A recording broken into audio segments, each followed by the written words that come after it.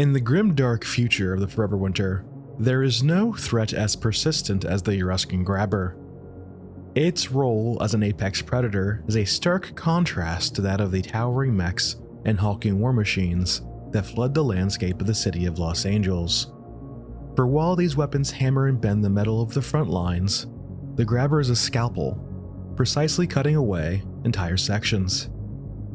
In this unit deep dive, we'll explore the Grabber in detail, covering its in-game functionality, potential inspirations, and theories based on the aesthetic analysis of the Grabber.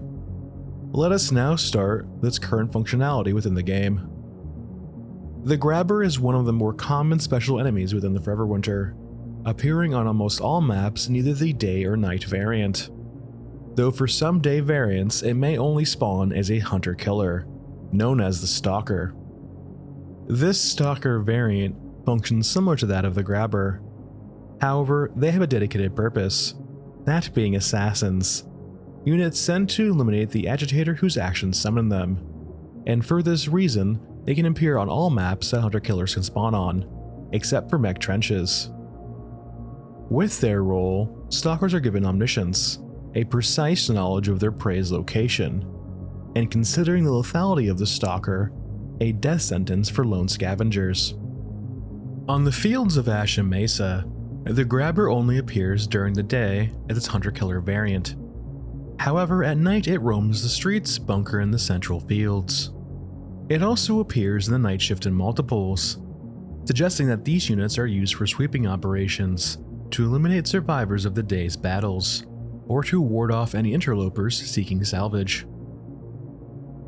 Elephant Mausoleum sees our first instance of the Grabber being used offensively, with one appearing in the day deep within the European trench lines.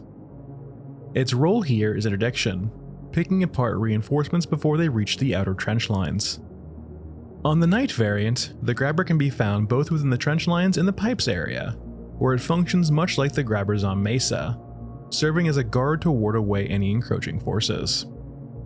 In the dead forests of Frozen Swamp, the Grabber is rarely seen near the Sunken Titans, the land carriers of Europa. It does not stray far from here, and seems to act as a skirmisher of sorts, picking off lone squads of Europans while avoiding the injector site. This may be due to the European media mech that tends to patrol the area, with cinematic clips of the game showing these being quite apt at dispatching Grabbers. On the bunkers of Scorched Enclave, Grabbers are only present within the night variant, outside of hunter-killer deployments.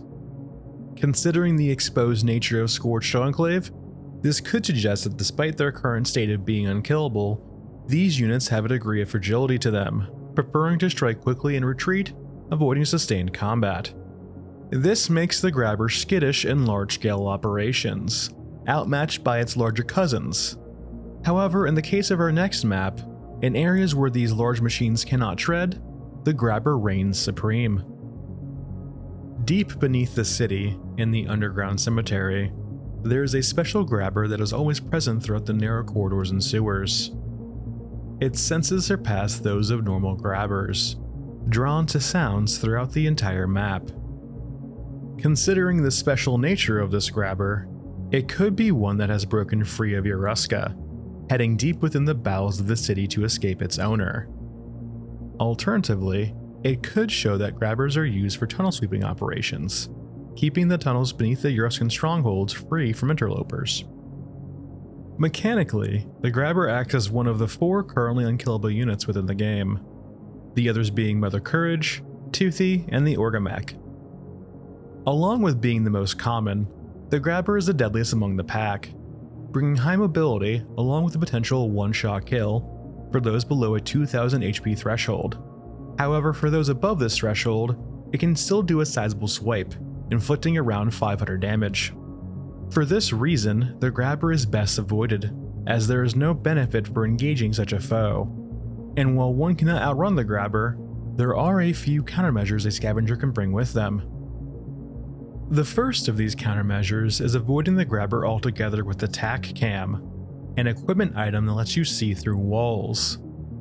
This tool can help you time your movements through maps like Underground Cemetery, along with keeping tabs on where the Grabber is. though this is merely a preventative tool and does nothing for grabbers you've already drawn the ire of, which our next countermeasure might help with. Automatic shotguns with an extended magazine. This countermeasure lets you stagger lock the grabber while strafing backwards, giving you a pivotal window to find an obstacle to block its path, like a door or the map's exit. In more dire situations, it can also aid you in reaching your next countermeasure, heights. The grabber being a ground unit with only a melee attack, height can be one of the biggest saviors against the grabber, giving you a temporary reprieve to plan your next move, or to let another unit come distract the grabber for you.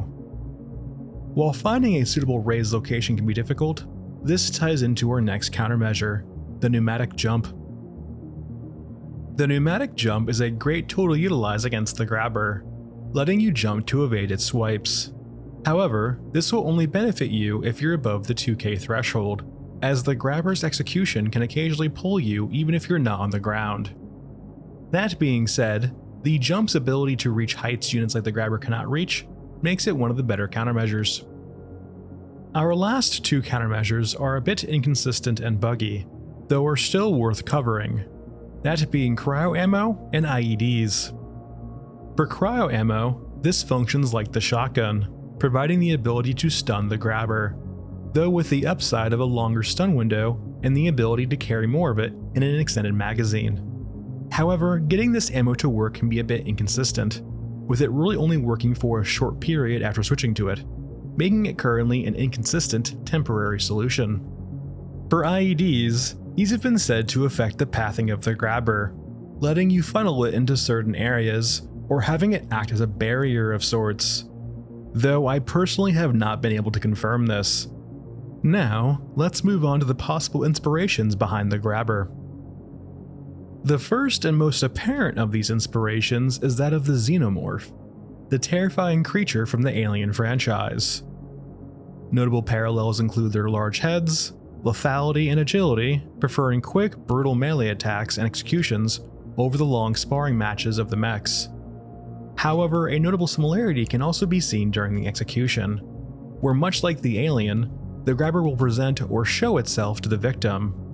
For the case of the Alien, this is its tongue, while for the grabber, its distinctive human face.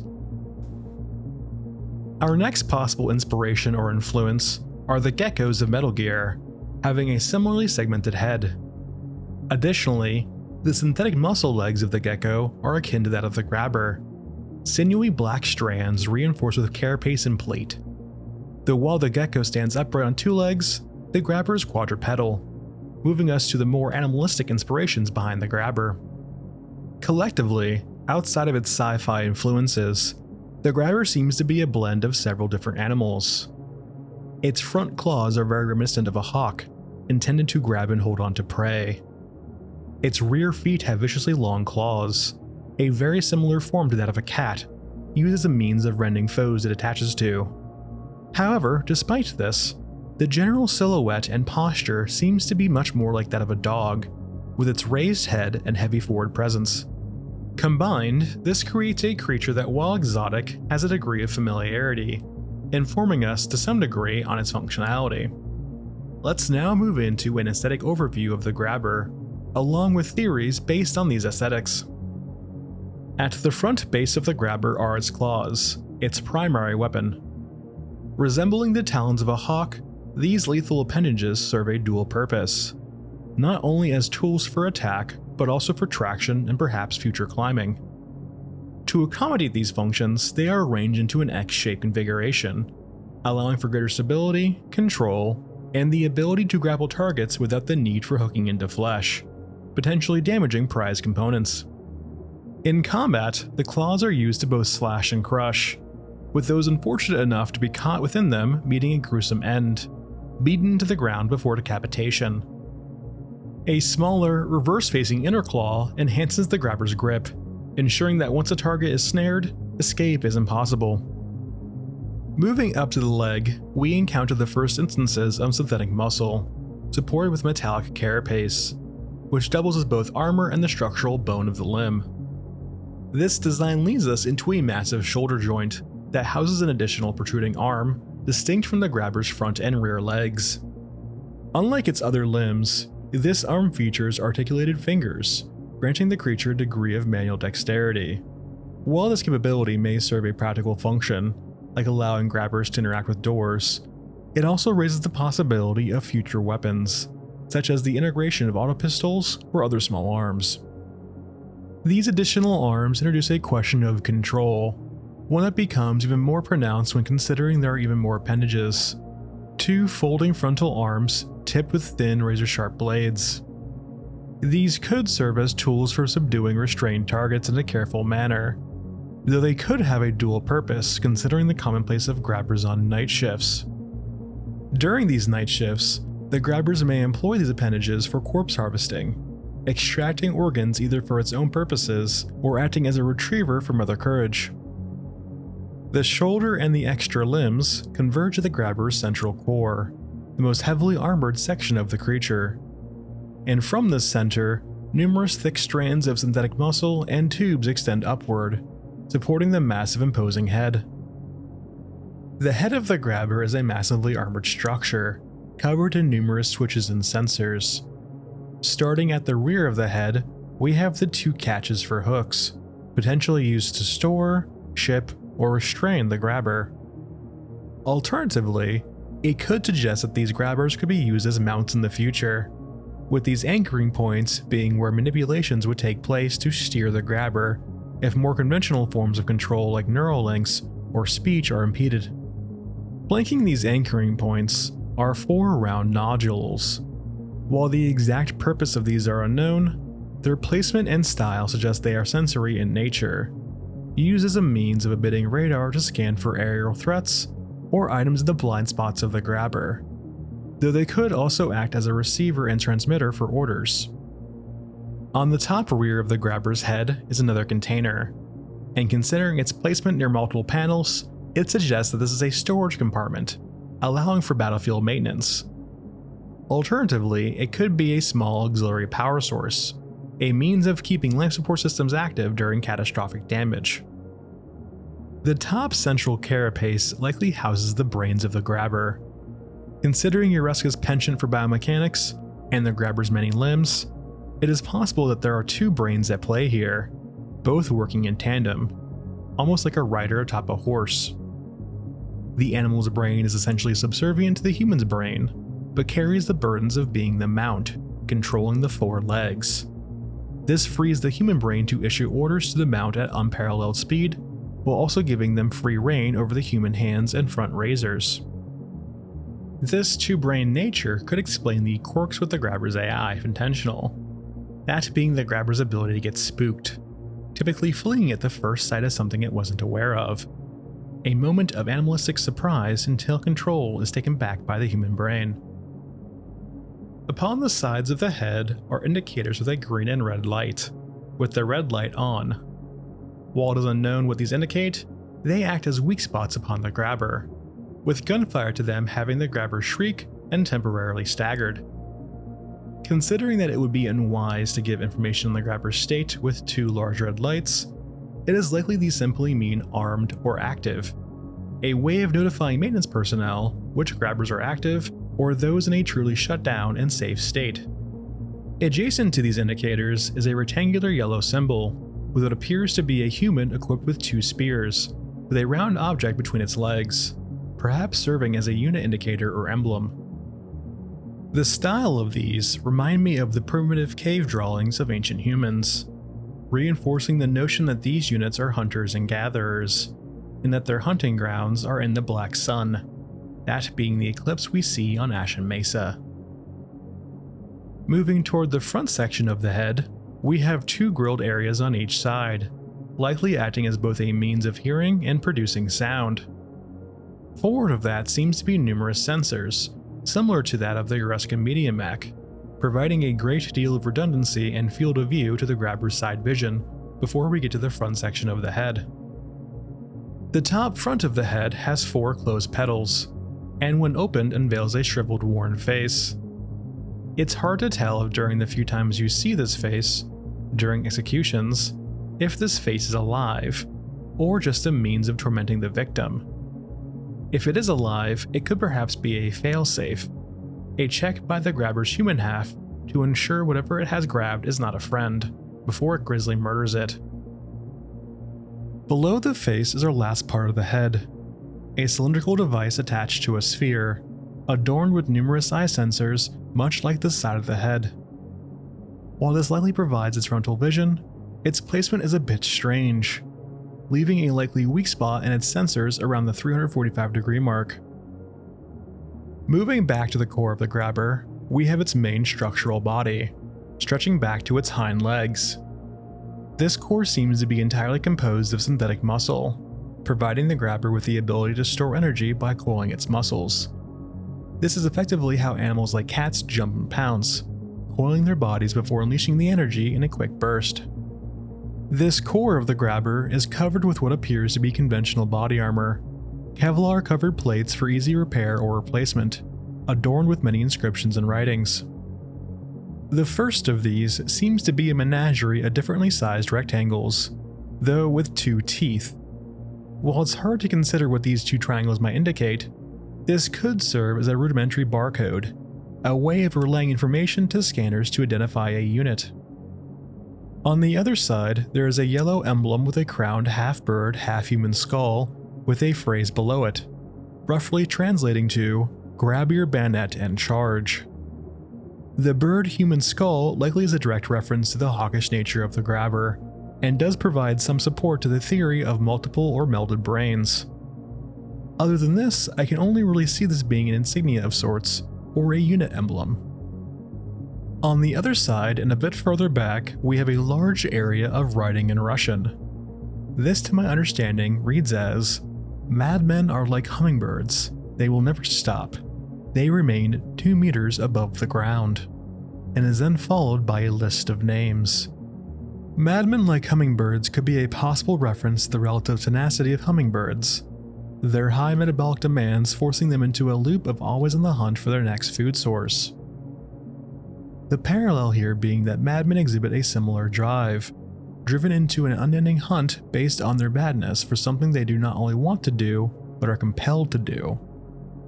The 2 meters above the ground could indicate that much like these hummingbirds, these madmen are self-obsessed, entirely removed from reality, within their own world, consumed by their madness. The list of names could be potential subjects turned into grabbers. However, I think it's perhaps a list of friendlies or mechanics who have died to the grabber, a casualty to its madness. A long list of names would give warning to future mechanics that this grabber is best left inactive during maintenance or given a wide berth. Moving a bit further to the rear, we have what looks to be a formal unit symbol, with its precise calligraphy, indicating that it was printed during production, perhaps showing a source or destination. Upon the rear armor of the grabber, there is more writing likely in Russian. However, to the top right of it is a nestled phrase in English, which I believe says, "No prizes for being a coward." This likely references the incentive structure utilized by artificial intelligence in the Forever Winter. That being to incentivize troops to follow orders, supplies are given only to those who complete objectives. In this such case, this phrase could be moral support to those tasked with working on the grabbers, reminding them and others that this is not just about serving Euruskan, this is about survival, with only those who complete objectives getting food and water. This reinforces the prior warning, the long list of names, likely casualties to the very creature they were sent to repair or maintain. At the rear of the mech, we have 2 large hind legs, but between those legs we have a rather short tail, shaped like the head of an axe. While its short nature might make this tail look relatively useless, the grabber's likely ability to coil and contort itself means this axe could have incredible power and weight behind it, being the grabber's prime tool for larger foes with thick armor, something its shorter weapons like its claws might only be able to do superficial damage to. Moving back to the legs, we have a similar case of synthetic muscle being used, though unlike the front legs, these lack an external structural element, either relying upon a central bone for support or the muscle itself able to provide a degree of rigidity. Upon one of these hind legs, There also appears to be some graffiti, though I was unable to decipher it. Considering a target is used in some of the lettering, it could be attempting to highlight a weak spot upon the grabber for future iterations. The hind legs end in 2 large feet, and as opposed to resembling the feet of a bird of prey, like the front legs, they look much closer to that of a cat, adorned with powerfully sharp claws, used as a means of gutting foes with powerful kicks. Collectively, this aesthetic paints a rather interesting picture of the grabber, a menagerie of different biomechanics and technology, each with their own strength and weakness, but collectively the most apex of predators. The talons of a hawk, the coiling and rear feet of a cat, the precise articulation of human hands, and the technology of advanced sensors and synthetic muscle, a true pinnacle of biomechanical prowess. Though this comes at a cost, for the names written upon the grabber show that these are mentally unstable creatures, driven insane by their conflicting instincts, only united by one common goal: to hunt.